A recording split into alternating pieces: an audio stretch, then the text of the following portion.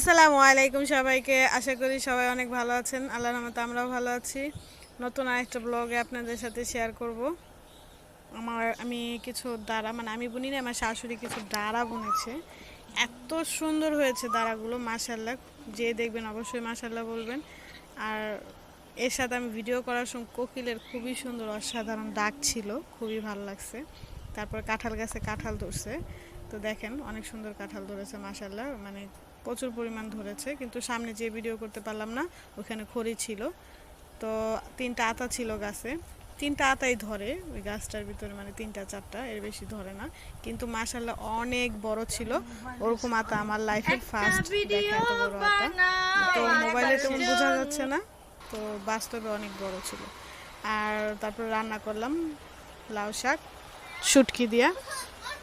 তো এই ছিল আজকের ভিডিও, সবাই দেখবেন, ভালো থাকবেন, আল্লাহ হাফেজ।